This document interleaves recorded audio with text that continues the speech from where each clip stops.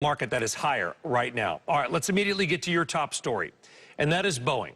Their CEO set to return to Capitol Hill today for round 2 of his congressional grilling about safety over the 737 MAX jet. In his opening remarks before the Senate Commerce Committee yesterday, Dennis Muilenburg apologized to the family members of 346 victims killed in 2 crashes involving the plane.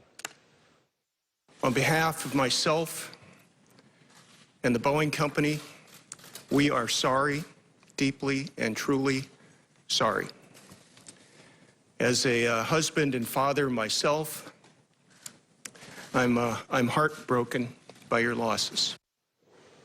All right, joining us now to talk about this is Seth Kaplan, principal at Kaplan Research. And Seth, I want to hold up a couple of papers for our audience this morning, because it's not just that Boeing is on the cover of the business pages.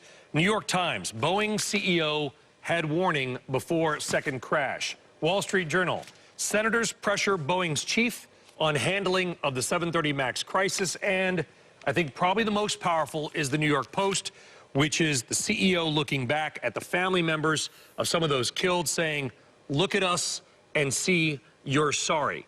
Boeing not just on the business pages as well, but the stock actually higher so far this week.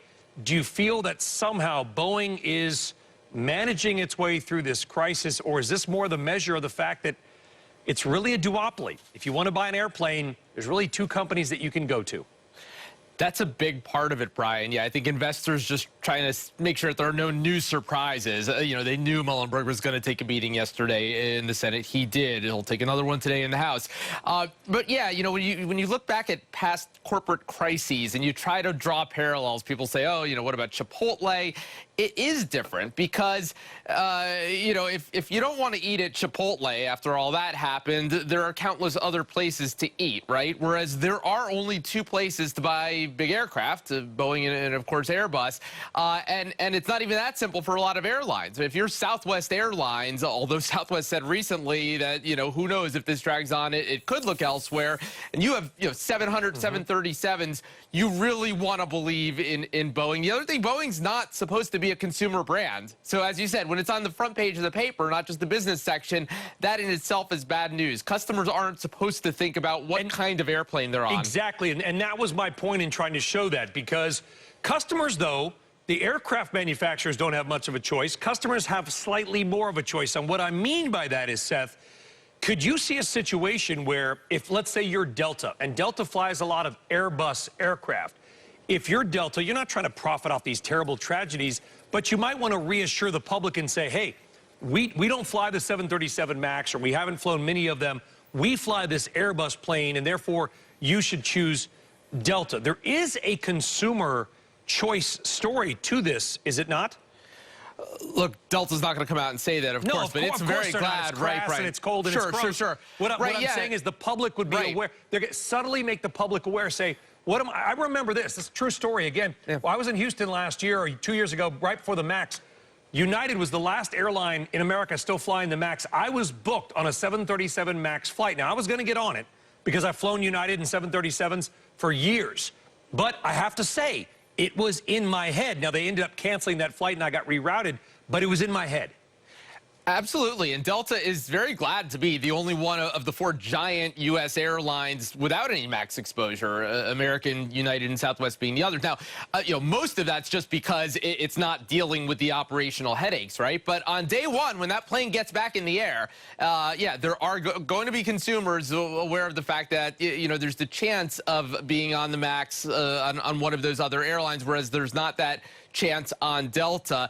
And I'm not sure there's anything Boeing or these airlines can say to reassure people. It's just going to take getting the plane back up in the air safely for some period of time for people to move on. I'm sure you know a lot of pilots. I know a lot of pilots. I've spoken to a couple pilot friends of mine who work for major American airlines who have flown the 737 MAX. They've talked about the plane. They don't really like it. They say it's kind of jumpy.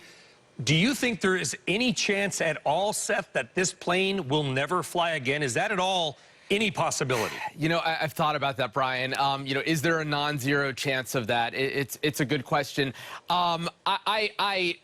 It's obviously a very, very small chance, but we have seen, you know, other things happen here that seemed improbable. You know, the idea that we'd be looking at perhaps a year of a grounding, which is now very much within the realm of possibility as you know, March comes around here. I suppose anything's possible. It is a different kind of airplane. You know, this was Boeing in the unfortunate position of not being able to do what Airbus did, which was slap new engines on the old airplane and you know, solving sort of a physical issue with technology with MCAS. So, you know, is there a non-zero chance? I mean, I don't know. Obviously, it's not the most likely scenario. The most likely scenario remains that at some point this plane gets back up in the air flying safely and people move on. But well, listen, we got to go, Seth, but just because they bring it back into service, assuming they do, doesn't mean people have to get on it. And if you're United or American and people start to say, I'm not going to get on that plane, United and American might go back to Boeing and say, hey, give us a refund because our customers aren't getting on the plane. They're basically rejecting the aircraft, and we need aircraft they're going to get on. We'll see what happens. Seth Kaplan, Kaplan Research. Seth, thank you very much. Brian, thank you. All right, well.